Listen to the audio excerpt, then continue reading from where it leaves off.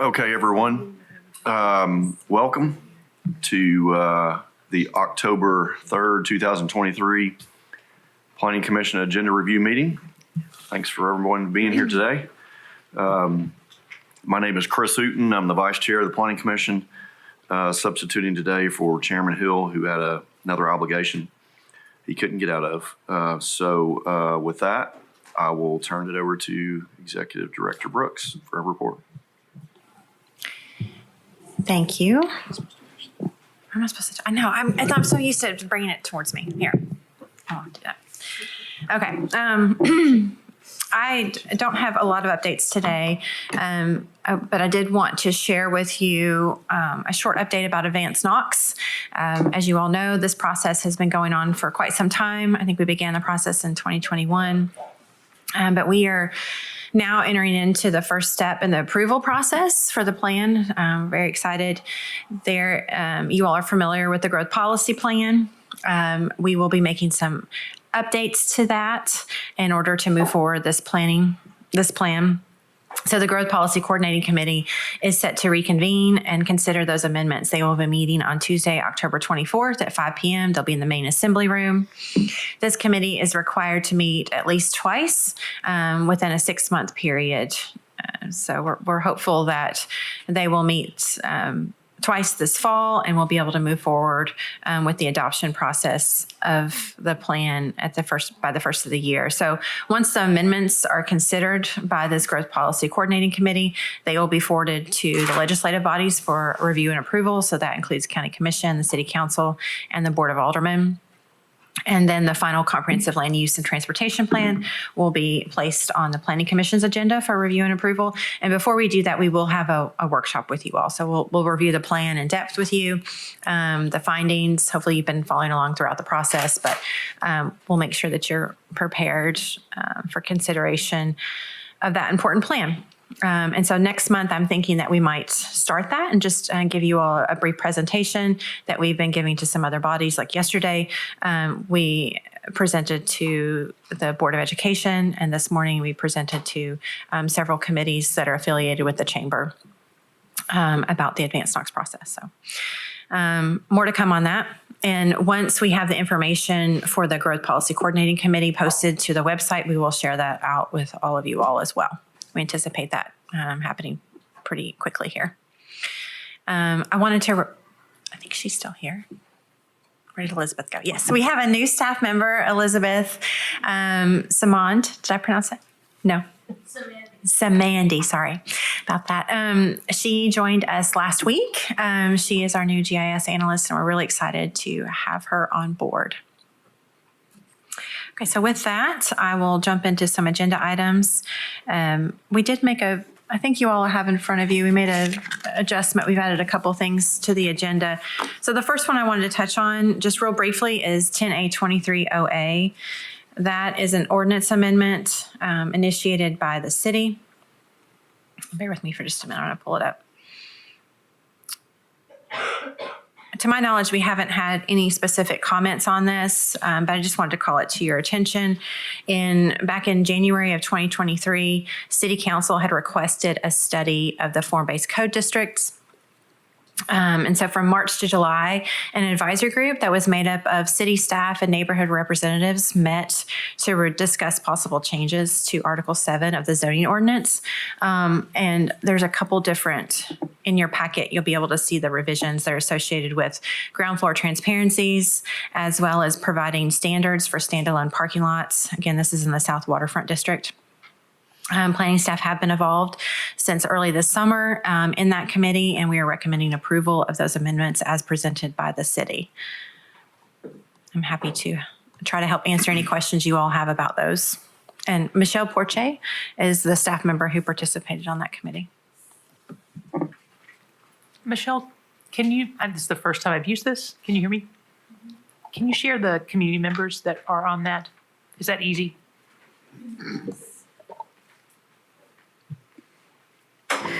So there is Rachel Craig, Janice Toker, and another gentleman who I've met, and I'm sorry, I can't remember his name. I can furnish that to you later. They're the community members that we met with. And the city staff was Brian Berry, Liz Albertson, and RJ Justice was there as well the last meeting, but she's not always present. Christina McGraw is typically there as well. And David Brace has been And involved. yeah, he's been heading up the meetings. Thanks. Okay. Thank you very much, Michelle. Do you want me to lead or do you want to? Either one. Next on the agenda. Yeah, she said don't touch it. Next on the agenda is item number 21. It's a City of Knoxville request. Lindsay is handling that one. Lindsay? Okay. So y'all have heard various presentations from the consultant and planning staff since this process began in mid-2022, and when the missing middle housing scan was presented by the consultant Opticos Design in September 22. Just as a refresher, middle housing in this report defined as missing middle housing is house scale buildings with multiple units in walkable neighborhoods. So addressing this and incorporating this in the city requires updates to the zoning code to accommodate multiple units within the existing lots, ensure that these buildings are compatible with the context, and then work within specific neighborhoods. In the process, Opticos and planning staff identified walkable centers. These are areas of services and amenities where a person can walk or bike to fulfill their daily needs. There were areas that are identified as ideal for middle housing. So they feature small block lengths, a well-connected street network, nearby services and other amenities, access to transit, and then properties with alleys so that parking can be located off the alleys. The recommendation from the consultant was to prioritize and apply the findings of this scan to the zoning within the walkable environments around the existing walkable centers. So they said, if changing the standards of the RN2 through RN5 zones only where middle housing developments are expected is not practical, enable middle housing through a new zone and standards or through a set of overlay standards. So we went that route. The TDR, the traditional neighborhood residential land use area, it's already designated in our long range plans, and it has a definition that aligns with areas that are already supportive to middle housing. So the definition in the land use classification table is it's characterized by neighborhoods where a mix of detached and attached houses, sidewalks, smaller lots, and alleys. So that's really similar to that definition of areas that are ideal for middle housing. You can see that defined on the map on your screen. And it's essentially the 19th and early 20th Grid Street neighborhoods of Knoxville, which is where these forms originally existed. So I'm going to run you guys through the proposed code. The introduction is basically a statement of intent. It defines the location, so the TDR land use areas and the zoning districts where this applies. It provides that full statement of intent. So to promote the development of neighborhood scale housing forms that are compatible with the area, and then to allow more flexible development of land than possible under the base zoning. And it provides that roadmap to the following sections. There's a section of types. So these are the definitions of each middle housing type. The definitions give an emphasis on height, scale, and design features. These definitions, these types may differ from the definitions in the base zoning code, but they apply only to these middle housing projects. 4.6.b outlines the permitted uses. So these are based on the zoning district, the housing type, and conformance to the standards that follow. Proposals that don't meet the dimensional standards would default to the provisions of the base code.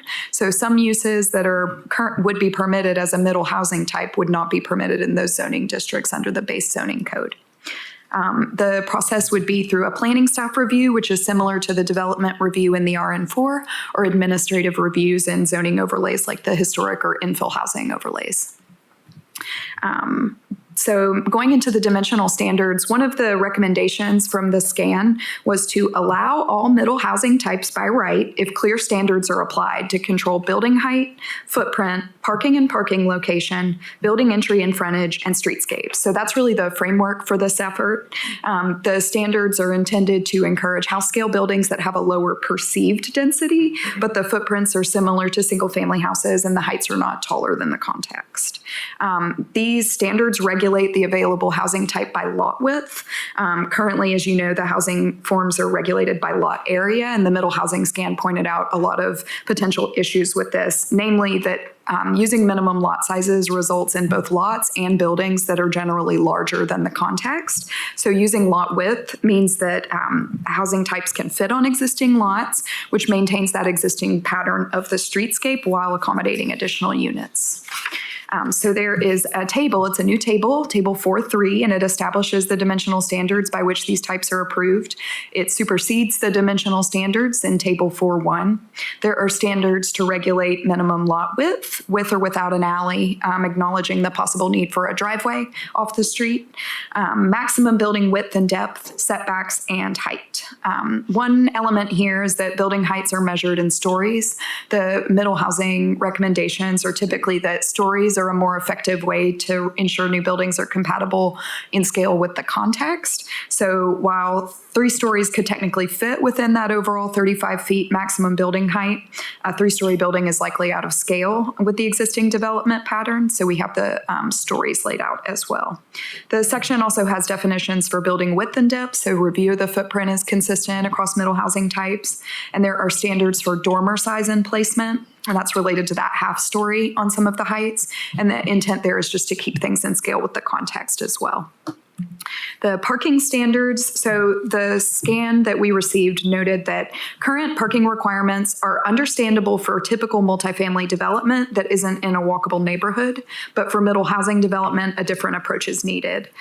The scan noted that there is not a need for more than one on-site space per unit. And so that graphic on the right there shows how requiring more than one space per unit can make site design for these forms really challenging. The typical lot that could accommodate middle housing is the same size as most single-family lots, and only so much parking can physically fit there. So where applicable, these will supersede the off-street parking requirements in Table 1112. There's one space per dwelling unit. There are reduced landscape buffers, and then there's location criteria. So one goal of which is to ensure that the front yards aren't taken up by parking.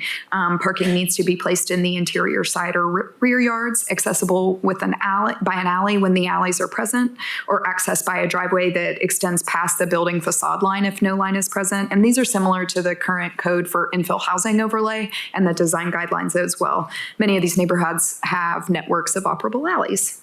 And then there are standards related to design. So front-facing garages and then front yard circular driveways are not permitted for these types. There are design standards as well. They're intended to guide the construction of new buildings that are similar in footprint, height, and placement, but still allow for flexibility in design. They're relatively simple. They're informed by the neighborhood context and existing design guidelines like those for the infill housing overlay. There's precedent for these types of design standards in the code already. The established neighborhood zoning district has design standards that where new buildings and additions already receive planning staff review. So there are standards for roof lines, for walls. We're ensuring that there are breaks in large massing. So there's recesses or projections required in horizontal planes, just avoiding like long block walls or long flat walls along the street or on side elevations. There's a list of design elements from which an applicant can choose 3. And again, these are relatively simple things that most likely would have been included anyways. And then there are standards for orientation to the street, including for townhouses and front elevations, ground level entries. When people tend to think negatively about a duplex in their neighborhood, they're usually thinking about that 1980s front gable massing where there are no windows facing the street and the entries are on the sides. So the intent of these design standards is to maintain that existing street-facing character of the neighborhood and not create situations where buildings don't engage with the street. There are also conversion standards. This is one tactic to incentivize the use of our existing housing stock. So there are standards that would allow conversion of existing buildings to middle housing types via interior renovation or addition. Those types would correspond with Table 3, which is the use table, and then Table 4 for the overall dimensional standards. There are design standards here. They're relatively simple, basically noting that additions can't be made to the facade, but to rear or side elevation. elevations. Dormers can allow for additional height via an additional half story. Generally, they just stress compatibility in height and scale. So one element here, these are easier and quicker. It can be easier and quicker to build an addition, and it can be less expensive than demolishing a house and building an entire new one. And it's definitely more sustainable. It allows, conservation of embodied energy, less construction waste going to the landfill, et cetera. So that's one to just maintain existing housing. And then the final section of this code is administrative variation. So per 46GB, no variances can be granted for the middle housing standard. So these won't be heard by the BZA. However, there are instances where it may be practical based on the existing site condition to allow for some variation from certain standards. And those would be approved administratively. And so those elements we've defined as lot width, corner side setbacks, and design standards. There's a specific amount which the lot width and setbacks could be varied or decreased, and then standards by which these are evaluated. So these allow for some wiggle room based on the site, but it's a very specific amount, and the intent is the other standards are met. So that's about it for the code, and I'm happy to answer questions.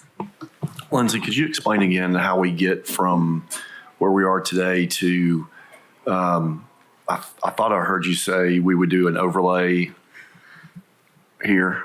Well, yeah. So the recommendation, Opticos gives a couple of options for how to enable this in your city. One would be blanket changing the base zoning citywide.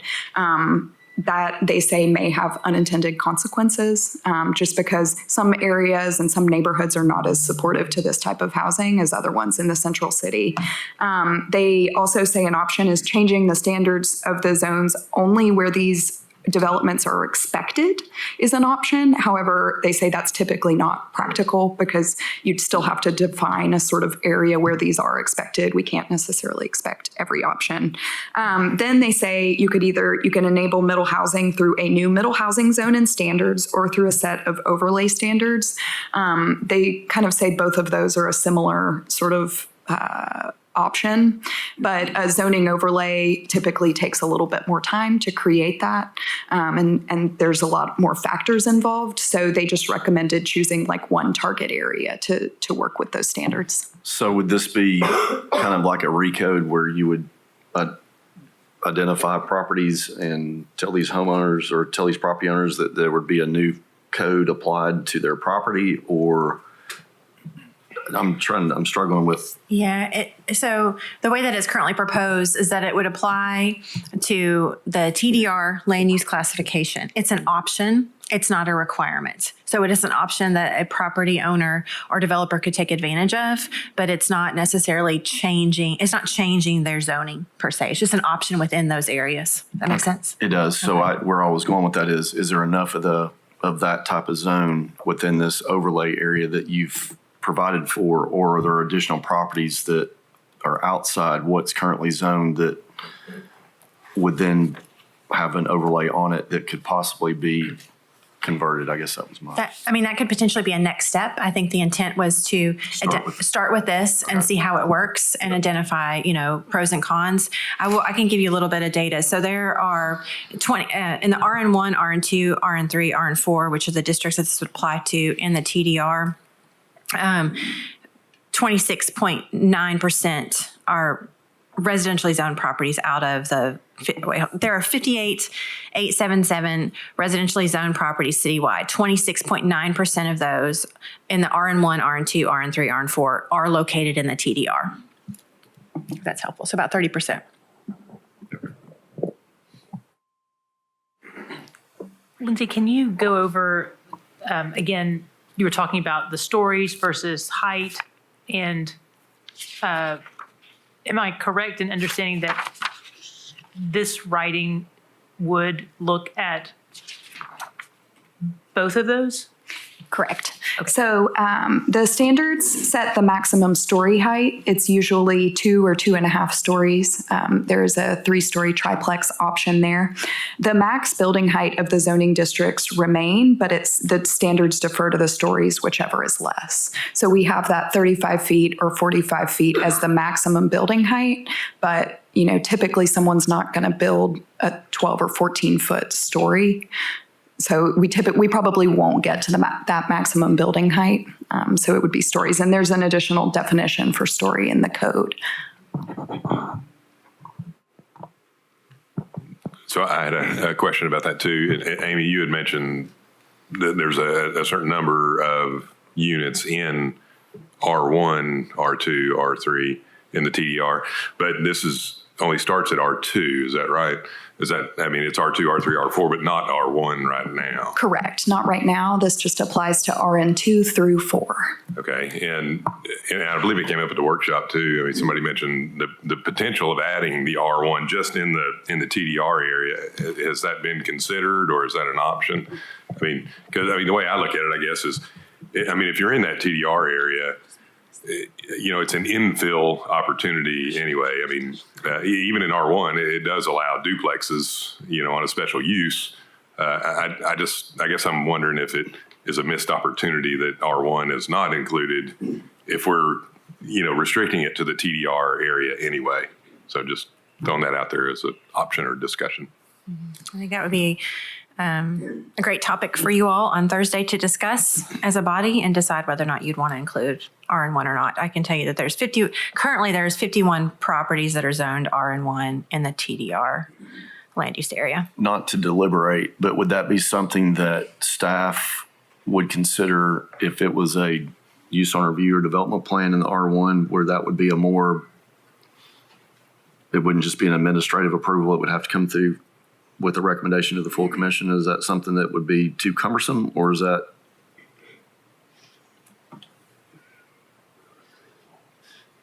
Are we deliberating? I think that staff would need to give that additional consideration. I think the point of developing the standards that Lindsay has walked you all through is to avoid the special use process for these particular types of development. Got it. So what that would mean is if there were, as written, if there was a RN1 owner who wanted to pursue a duplex, they would need to request a rezoning for their property. If they wanted to use the middle housing standards, they currently could pursue a duplex in the RN1 under the base zone standards. They could also request a rezoning. Yeah, like you said, so they could rezone if they wanted to take advantage of the missing middle. Anybody, anything else? All right, moving on. The items 22 through 25, the R. Bentley Marlowe submittal, and Lindsay again on that one. Okay, so I'll just run us through 8A very briefly. So in August 2023, what's Exhibit A in your packet? These are amendments to the zoning code Articles 2 and 4. They were proposed to the Planning Commission. The Planning Commission recommended that any code amendments to enable middle housing follow the implementation process defined in the scan that we've explored previously. The applicant appealed the recommendation to City Council, and at their September 5th meeting, City Council referred the ordinance back to Planning Commission. So the applicant has submitted a series of comments and modifications on the city's proposed amendments. That's Exhibit B in your packet. Those are in the overall case packet, and they've been uploaded to the public comment forum for 10B23OA as well for y'all to consider. And the applicant has requested to table this amendment. Any questions? Okay. Item number 7, it's a rezone. I think it's used. Oh, no. Oh, I'm sorry. I thought you were saying the table and the whole thing. I'm sorry. No. Sorry. Got a few more. So item 23 is 8B23OA. This is another series of amendments to Article 5.3, Commercial and Office Districts. These are related to the CN zone. This proposal has not changed since y'all reviewed it in August 2023. The applicant's proposing a new setback standard where the CN zone features a residential use and abuts residential uses, eliminates the minimum corner side setback in the CN zone, and then reduces the minimum rear setback from 20 feet to 10 feet unless the property abuts a residential district. So the staff analysis of the proposed amendments is presented in your screen, and it's in the packet. I'm happy to answer any questions, but primarily the CN zone has not been evaluated in relation to the creation of middle housing forms. Permitting for residential uses in this zone occurs within plans review and inspections. Planning staff staff don't evaluate residential development in this zone. So further analysis would be needed from both departments. One of the elements here about setback reductions, the city's proposed middle housing standards has incorporated interior side, rear, and corner side setback reductions for middle housing forms. Those setback reductions correspond to the scale of the form, so a duplex versus a quadplex, and those are intended to ensure compatibility with the neighborhood context. So staff's recommending denial of amendments as proposed to the zoning code Article 5. Okay. Hearing no questions, I'll move to 8C, 23OA. This is item 24. So bear with me, this one's a little complicated. So this amendment that's in front of you in the packet today is a revised version of the one initially proposed by the applicant for the August 2023 meeting. At the meeting, a planning commissioner submitted an amended version, which was approved by the commission and sent to city council. At their September 5th meeting, council referred the ordinance back to planning commission for their review. So there's a new version in your packet, and I'll just give you guys a brief run through because it relates to the staff recommendation. So the applicant proposes increasing the maximum height of any detached accessory structure, not just an ADU, to 1.5 stories or the height of the principal structure, removing that 18-foot height requirement, creates the definition for story and half story, eliminates the owner-occupied requirement only in land use areas designated TDR, removes the requirement that the building official certify the utilities as adequate for an ADU, removes the 5,000 square feet minimum lot area requirement for an ADU, a decrease in the setbacks to 5 feet, or the minimum rear setback to 5 feet, allows the ADU in the front yards and corner side yards, removes the maximum gross floor area requirements, which are currently based on the side of the yacht or lot, creates a new standard limiting the maximum size when the primary dwelling structure is smaller than 1,250 square feet, and then removes that parking space requirement. So real briefly, overall, some of these are policy questions. So removing the owner occupancy requirement and minimum parking standards for ADUs would require additional public input and staff analysis. This code did receive extensive public input as part of the new zoning code in 2020. Certifying utilities as adequate is a routine element of the permitting process. That line in the code is redundant. Requiring 5,000 square feet, it's required for a new single-family dwelling in these residential zoning districts, so requiring the same square footage for an ADU is appropriate. Allowing the same rear setbacks for ADUs as general accessory structures is also appropriate. If the ADU included a garage, there would be additional setback requirements. Placing it in the front or corner side yard would most likely not be compatible with the neighborhood context. And then that chart related to regulating by maximum gross floor area based on lot area, this creates unnecessary confusion in the process. So having one set of requirements along with the base zoning district's building and impervious surface limits could streamline the process. So staff is recommending approval to amendments to 10.3.B3, so removing that requirement that the official certify the utilities. Part of 10.B.7, so removing the interior side and rear setbacks specific to ADUs, they would just be 5 feet. And then 10.B.8, removing the maximum gross floor areas requirements based on lot area. And then we're recommending denial to the other aspects, denial of removing the height requirement for all accessory structures, denial of removing the owner-occupied requirement in the TDR areas, removing the minimum lot area requirement, allowing them in the front and corner side yards, the new standards, and then removing the parking space requirement.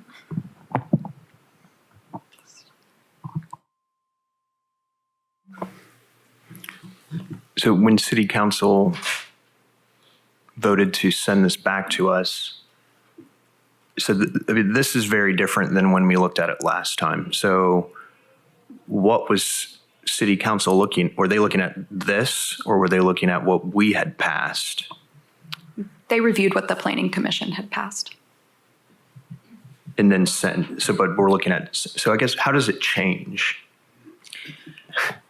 And how can an applicant just, I don't know, it's like a placeholder for a continuously changing amendment in a way. Well, we had some additional input from plans review and inspection on some of these items of reviewing the details. So the items that have been approved or recommended to be approved are ones that we reviewed alongside plans review and inspection. And that's provided as an attachment in the packet as well.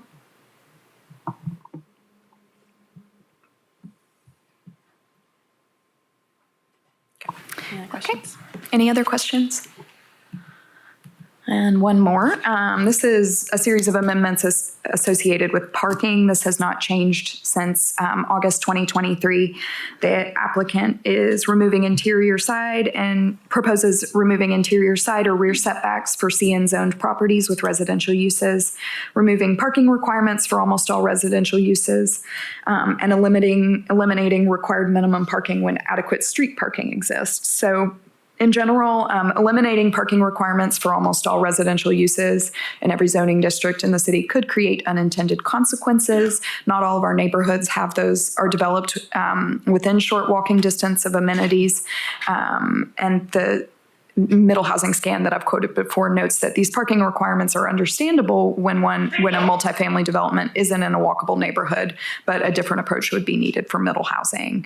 Adequate on-street parking is a subjective concept which would require additional analysis and definition, including possibly a parking analysis to quantify and define adequate. So staff's recommending denial of amendments as proposed to the zoning code Article 11. Questions?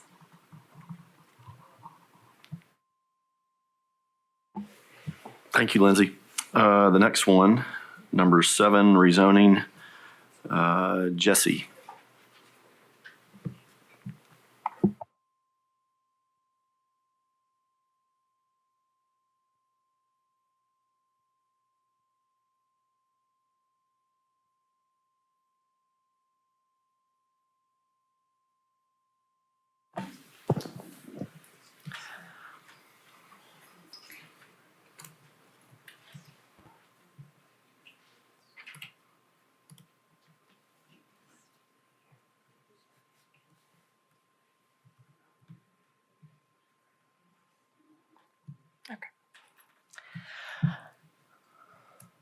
Okay, the first item to review is item number 7, 11A22RZ.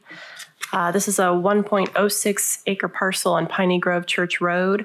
It's located about 1.2 miles northwest of the intersection of Middlebrook Pike and Francis Road. The request is to rezone from RN1, single-family residential, to agricultural. This case was tabled by the applicant last year. In that time, they replatted the property and merged it with 2 adjacent parcels that he also owns. The plat was certified a couple weeks ago. It's not officially showing up in KGIS yet, but this rezoning case can now be considered as somewhat of a partial rezoning of what is now 2039 Piney Grove Church Road. In the zoning, you can see there's about 11 acres or so of contiguous agricultural zoning adjacent to this parcel. Before 2005, the subject property was also agricultural until it was rezoned to low-density residential. And agricultural zoning is also common in this general region. In terms of the land use, the classification in the Northwest County Sector Plan and the one-year plan is low-density residential, which does permit consideration of agricultural zoning.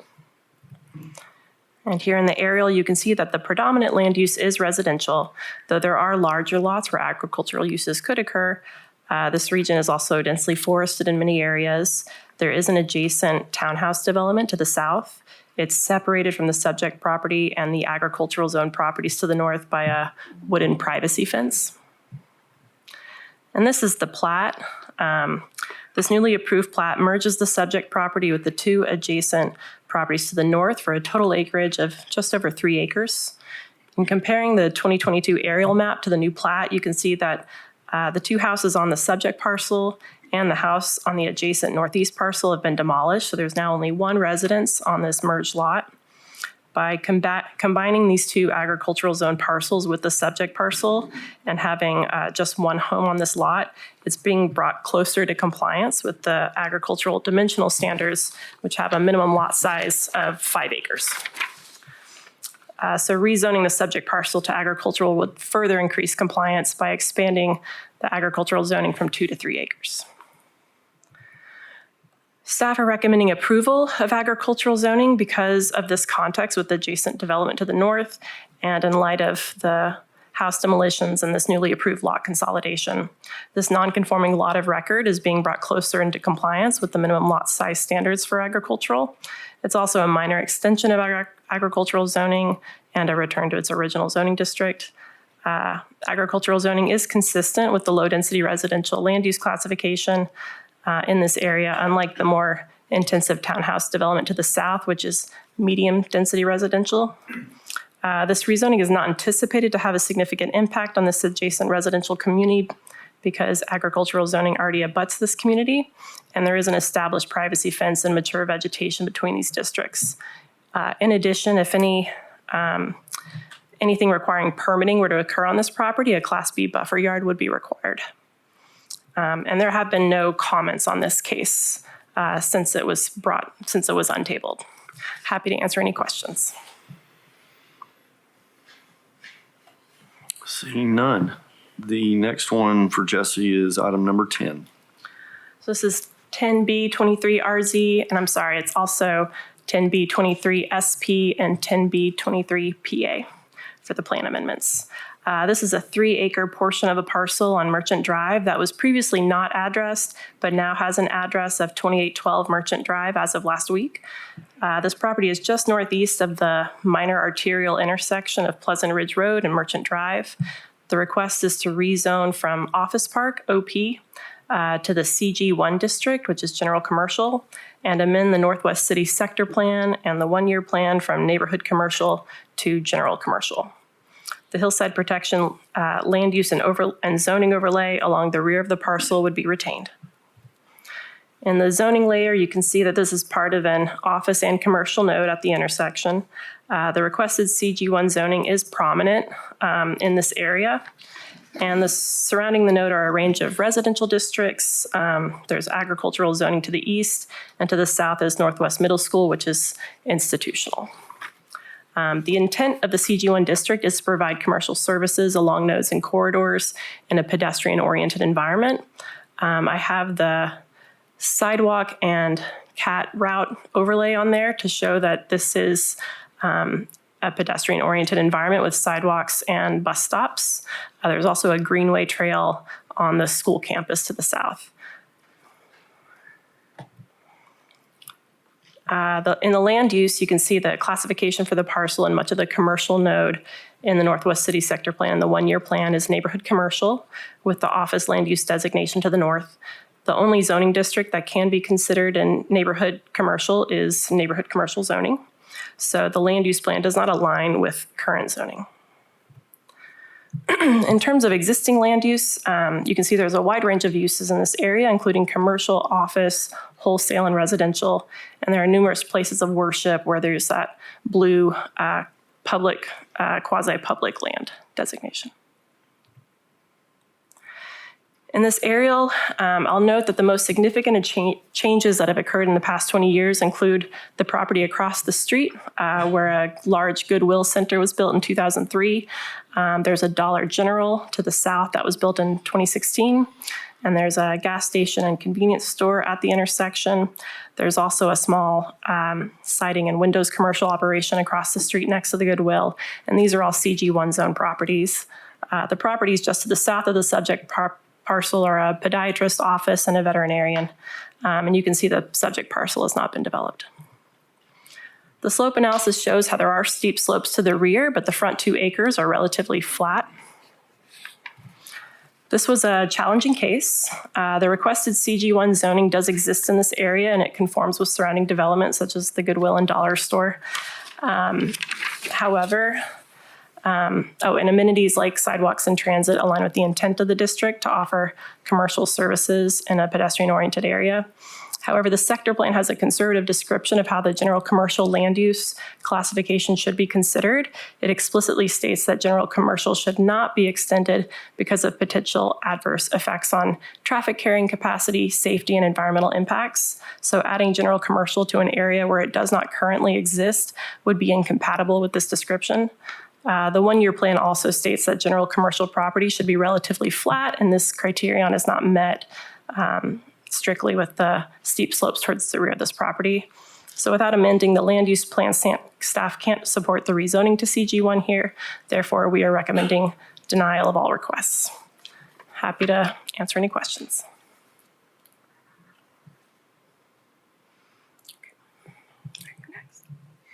Thank you, Jesse. The next one is item number 6, Maple Lane Homes, Naomi.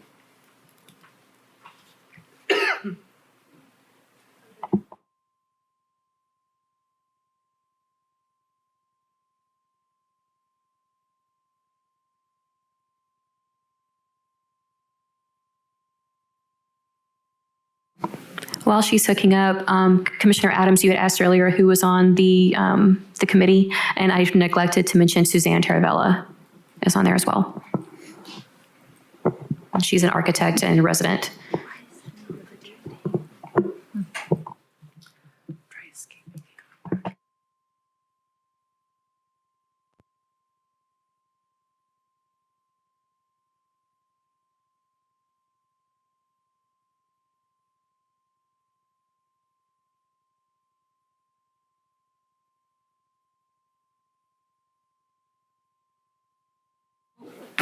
Coming before you is going to be 10E23SP and 10E23PA.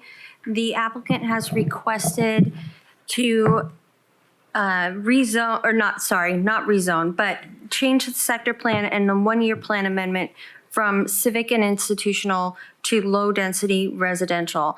The property was previously owned by a local church, and it's a very well-established neighborhood. It meets the current zoning and is consistent with the surrounding properties.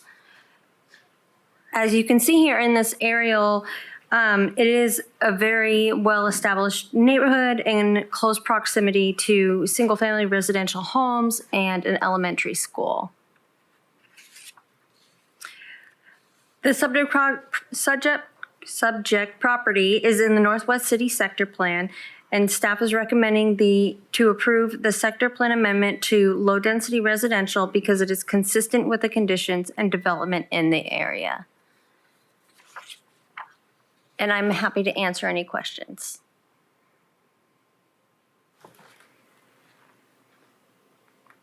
Okay, I think we're good on that one. Excellent. Next one, number 27. Yes, so now we have 9J23RZ and 10F23SP with Blockman Construction. In this case, they are requesting a sector plan amendment from low-density residential to medium-density residential and a rezoning from agricultural to planned residential up to 6 dwelling units per acre. The subject property is located on Emery Road, which consists mostly of large lots with detached dwellings, while side streets are developed with small lots in single-family detached subdivisions. There are some multi-family developments scattered in the area. Staff does recommend the denial of the sector plan to medium-density residential because, as you can see here, it does not meet the location criteria for medium-density residential and is not consistent with the surrounding development. Staff does recommend the approval of the request from the ag portion in the kind of top left corner there, which is the rest of the parcel is currently zoned PR up to 5 dwelling units per acre, which is consistent with the rest of the parcel and consistent with the sector plan and the surrounding area. The subject property was recently replatted to combine a smaller A-zoned portion of the parcel. The PR zoned This request is to rezone the entire parcel to PR up to 6 dwelling units per acre with a plan amendment request for MDR land use classification. Planning is recommending the rezoning to a portion of the parcel only. And this would make the zoning of the new parcel consistent with the surrounding zoning and the sector plan's current LDR designation. Okay, so sticking with LDR and 1 to 5, is that what we're saying on the whole thing? Yes, sir. Okay. Anybody else? All right, number 34, Naomi. This, I just recently, right before the meeting, had the applicant request a 30-day postponement. All right. So, Switch over to Mr. Reynolds at this point. As we're making the change here, I just want to say a couple of things about this particular item, number 8. It was discussed at last month's meeting, and remind you all that your recommendation should focus on whether or not the zoning district and all the uses permitted in that district are appropriate for this particular parcel. I know it's really easy to fall into looking at what's currently being proposed on that parcel, but keep in mind that that could change. Properties change hands all the time. And really what we're tasked with here is determining whether or not that zoning district and that change and that uses, all those uses that are allowed in that zoning district are appropriate for this particular parcel. I'll turn over to Mike. Thank you. Yes, thank you, Amy. I'm just going to give a real quick overview of what we're looking at again, and then go into the summary between the downtown Boulevard and downtown Grid zone districts. As you see, the property in question is the one highlighted in blue here. You see all the properties around it are zoned DKG or DKH nearby. DKH and DKG are very similar in nature. DKH just means historic, which is only on the Gay Street corridor, if I remember correctly. The sector plan designation is mixed-use regional commercial. And here's an aerial. You can see that the existing use of the site as a surface parking lot. To the east of the property is a KUB utility transformer, and then the State Street garage just to the south, and another garage to the west, and the Marble Alley to the north. Just as, again, as a little primer, we are recommending denial of the DKB zone because of the intent of that zone is not fit with this location. I'm going to flip over to the document real quick. So Samuel helped put this together, so I appreciate his help with this. The site in question is here. If I zoomed in close enough, you'd see that this is from the design guidelines for downtown. But it's purple, which means it's the downtown grid sub-district. So there's different sub-districts, the different colors align to those sub-districts, and then there's design guidelines specific to those sub-districts. The DKB, which is the boulevard, is the green areas. You see it's along Henley. We have some along Hill and Preservation Boulevard, Summit Hill, and Main Street. So those are the areas where you anticipate buildings being set back further from the road, having a front yard, and so on. That's captured in the intent of that zone. So as I mentioned, the DK district is split into 5 sub-districts, and they're all tailored to, the design standards are tailored to those districts. DKB is characterized by wide planted boulevards and green open landscape consisting of lawns, plazas, and structures of variable setbacks. And the DKG is characterized by the traditional 300 by 300 foot grid pattern and standards to ensure that future development maintains the pedestrian-oriented mixed-use environment characteristic of that traditional grid. Again, some more different characteristics. The DKB, the boulevard is auto-oriented thoroughfare designs, again, yards, plazas, substantial open spaces, and comparatively flexible design standards and street-facing facade design standards versus the DKG, which is more street-facing. It's more restrictive in terms of dimensional standards and street-facing standards because we want the pedestrian-oriented streets. Again, if anybody has any questions about the tables and what they mean, I'll be happy to go through that. There's just some basic items. Build to zone is much greater in the DKB zone versus DKG, which is what you would expect versus the intent of those districts. Blank wall standards and so on. Transparency levels are greater in the DKG, which we would want in a pedestrian-oriented area. Some of the other, again, this is all getting back to yard spaces and building up to the road. One of the other kind of unique things, the difference between the two districts, the DKB, which is the boulevard, is the only sub-district that allows monument signs. All other districts only allow wall signs, which would include like a sign attached flat to the facade, or like a hanging sign, like a projecting sign. Does anybody have any questions? Can you give an example of a monument sign? That's a ground sign.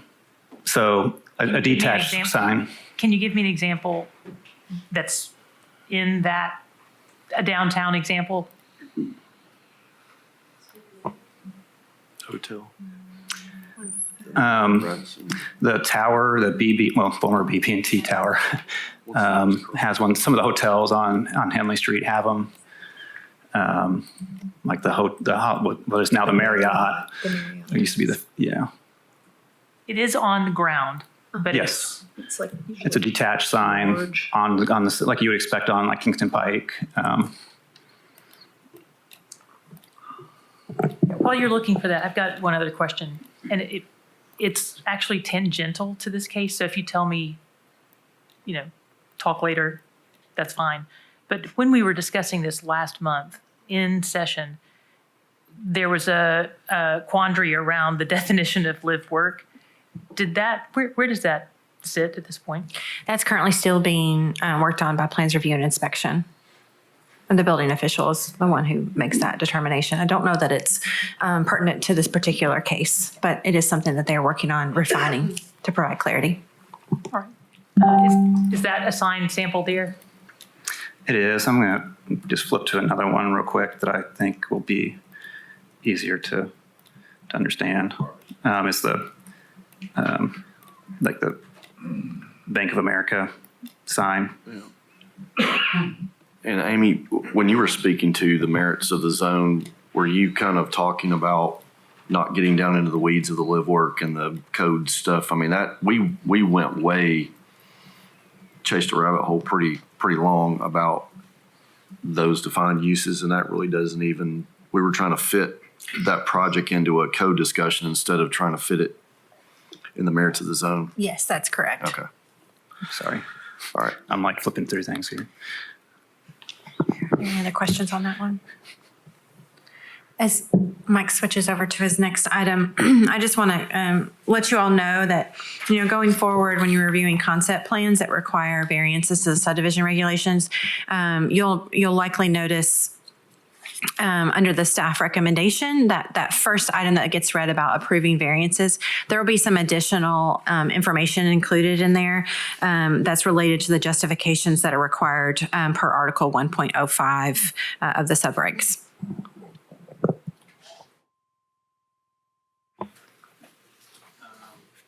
Okay.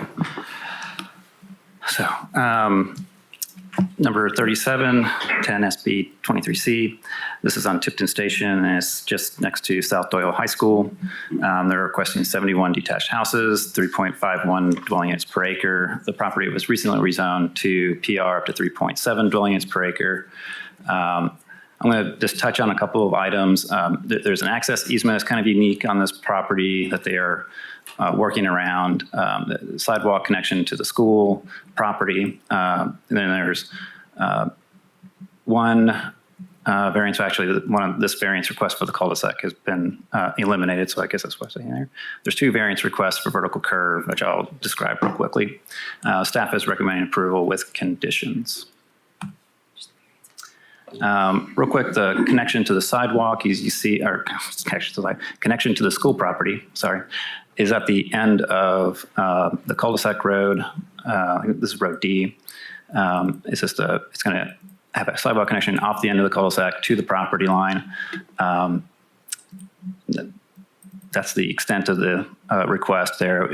It's going to be extended to an internal sidewalk that'll be done by either the county or school system, one of the 2. Main point was just trying to get a more direct connection to the school property.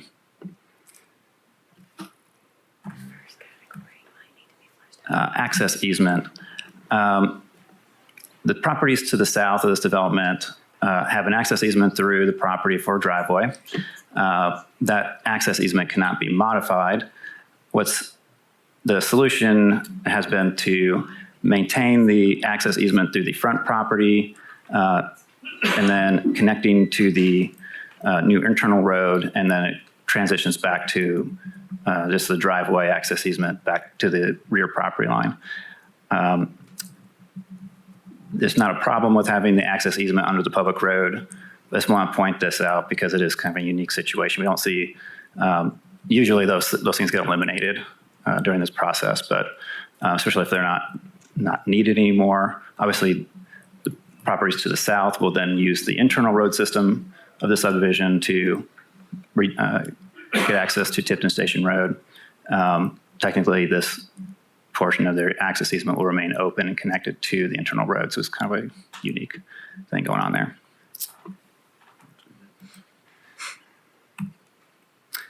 Okay, I mentioned earlier that one of the variance requests was eliminated today with the revised plan. There was a request to reduce the transition radii for the cul-de-sac. They just went ahead and revised that to meet the minimum standard. The other 2 variances are vertical curve variances near intersections. So Road A, which is their internal road, has a request to reduce the vertical curve from K of 25 to a K of 15, which means that the steepness of or abruptness of the crest curve is a little bit sharper than we would typically want to see, which is here. So this is a crest curve situation. The other one is on Road E near the beginning next to Road B.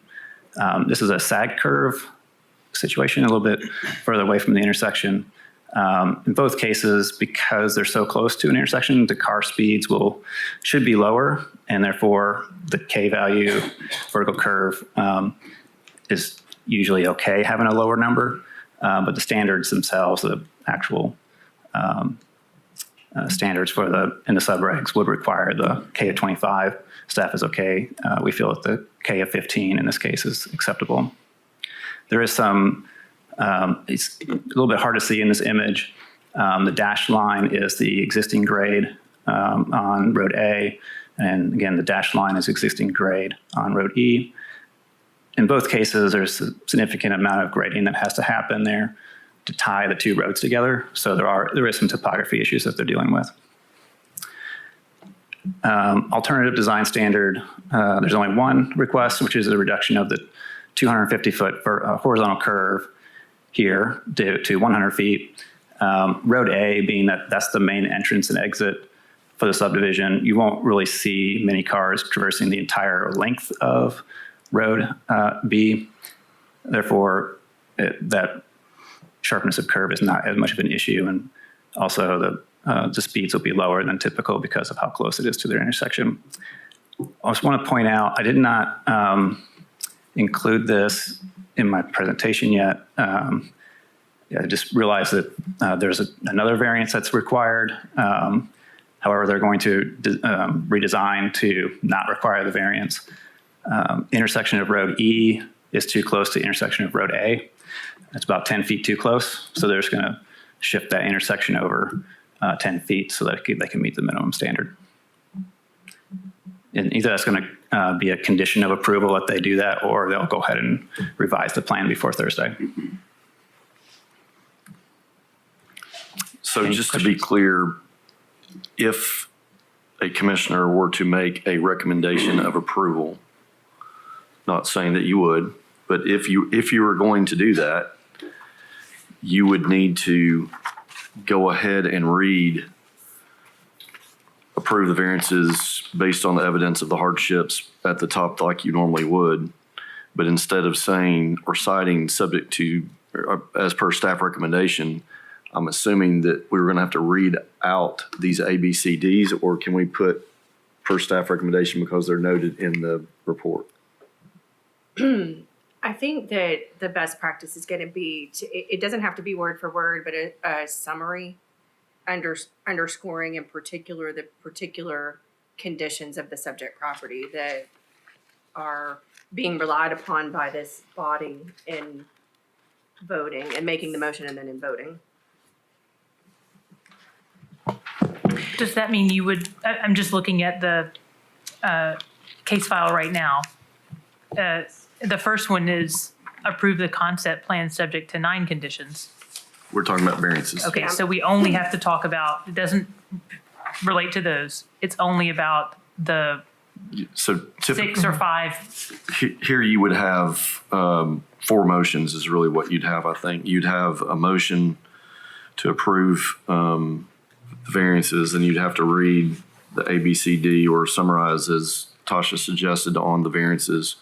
Then you'd make a motion on the design standards. Then you'd make a motion on approving the concept plan subject to the 9 conditions. Then you'd make a motion on approval of the development plan at the bottom. So there would be 4 motions. You would just have to do those in that order. The only difference would be you would have to provide a little more detail as you describe the reason for recommending the approval for the variances. This is, just looking at this one, the first variance is topographical conditions, correct? That's right. So this is just a suggestion, but right now, we only have bullets for these variances to enumerate them in some fashion so they can be spoken of. I think that's good advice. Okay.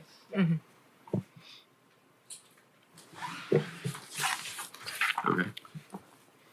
And then, Mike, I'm assuming that the separation between the current easement and the new road, that obviously that's just an easement, it's not a county road. So the separation distance, other than the county deciding if it works or not, there's no big deal there. Yeah, I don't know if Steve, you have any thoughts on that existing driveway and the access easement. There will be 2 driveways. There's 3 driveways right now from this property. There's technically 2 properties involved, but there's 3 driveways now. 2 of the driveways will be eliminated. They're proposing to keep one of the driveways, which is the furthest away from their new road connection. And I assume at this point that driveway will remain. I'm not sure if you all had that conversation to say otherwise, but. Okay. All right. And then anything else? Just a question about it. Apart from the sidewalk in the corner connecting it to the school, are there sidewalks on the streets? They're not proposing any right now. They might put some in, or they could. If they did install sidewalks on their own, they would have to be in an easement or maintained by the HOA, the neighborhood.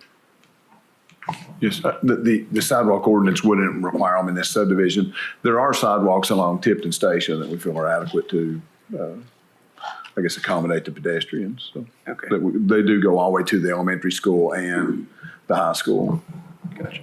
And if during deliberation there was a conclusion that it would be appropriate to have sidewalks to connect to the sidewalks to the school, could that be added as a requirement of approval?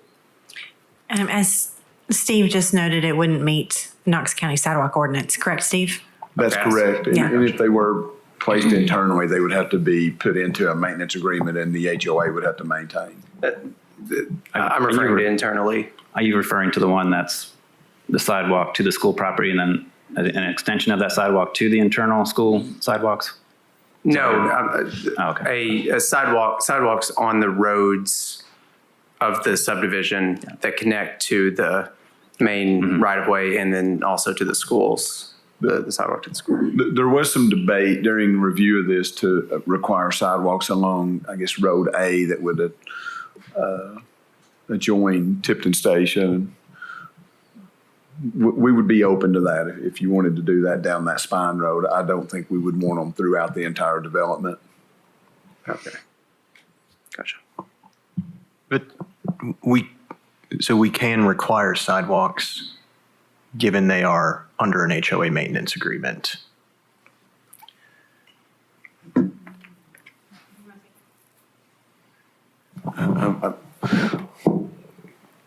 I don't think engineering would want them in there, but if you guys required them, they would have to be under a maintenance agreement with the HOA. It's not. It would be an amenity in common area, something that we haven't traditionally done, where you've required somebody to put a playground in or a clubhouse in or walking trails in or et cetera. But we have subdivisions that put in sidewalks that are voluntarily put in and managed and paid for by the HOA. Correct. Yes, that's correct. That's a developer choice, yeah. So so it could be required under that like in that sort of private sidewalks, right? As an amenity for a subdivision, theoretically. Or even, and the reason I was asking, so I don't know if there was consideration for this, but just the safety aspect of connecting to the school and then kids walking down the street. That's the main reason I was curious as well. Yeah. I'm curious as to why, I mean, there's obviously a reason, but why would they not want that? Our ordinance wouldn't require them. You know, we adopted the sidewalk ordinance several years ago, and they tell us where they should go, and this is not a situation where they would be required. And when, so in this case, with this property, it is in the parental responsibility zone, so sidewalks would be required along the frontage with Tipton Station Road, which sidewalks are already there. And then the only other situation where sidewalks would be required is if an internal street had 1,000 vehicle trips per day or more. And none of so that's around 99 to 100 houses when that 1,000 trips hits. So this has 71 lots, so it's quite a bit less. I can ask. I'll ask Jim when I see him this afternoon if he'd like to reconvene the discussion of would we be open to considering some additional.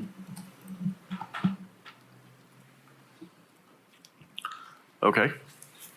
And then looks like the last one is a final plat, Ryan Lynch, Mike Reynolds.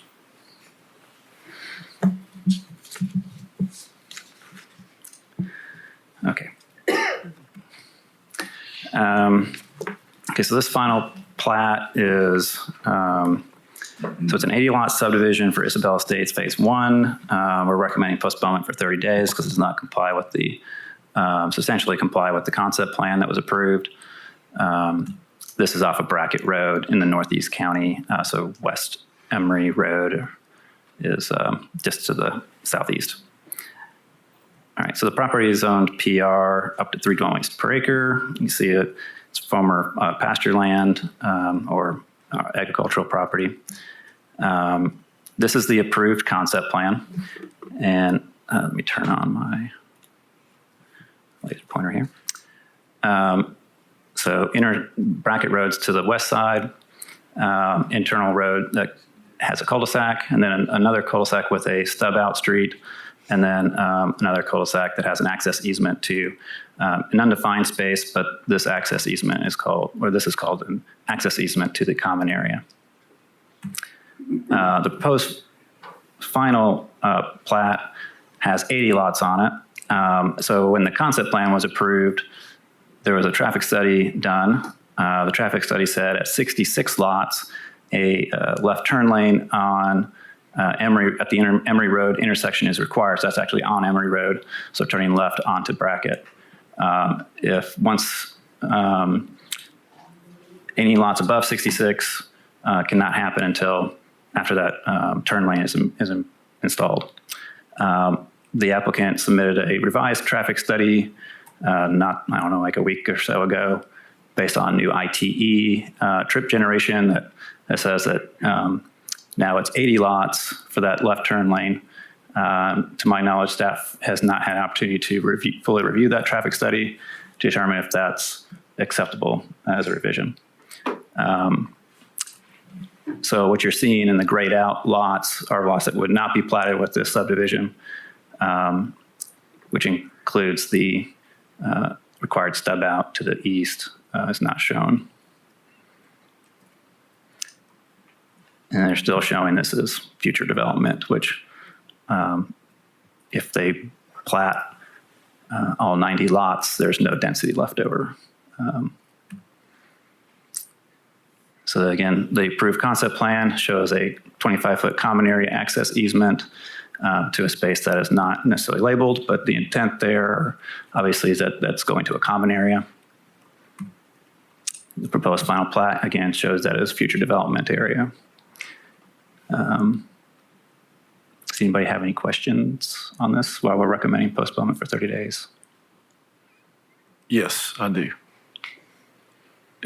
Are you waiting for the county engineering and public works department to give comments back on the revised report? Is that what you're saying? That's part of it. Okay. So that would change the lots from 66 to 80 if that was acceptable. We still have the concern of plat showing future development versus common area. And then the required stub out at the end of, I think this is, Nightingale, I think, road, or Nightshade Lane. So other than them pulling the cul-de-sacs back, doing temporary hammerheads because they've got a final plat where they don't have the rest of the property, they would have to change that or do these stubs and. Well, I think that unless Steve has a different opinion, I think they could plat the right of way because they do need a turnaround. Right. They could plat this and build it as shown. It's just that they couldn't plat lots around it. Correct. And then again, there was a condition of a stub out at the end of this road, which is not shown either. And really, there's concern. Are they going to try to go through with this approval, or are they okay with the postponement? Do you know?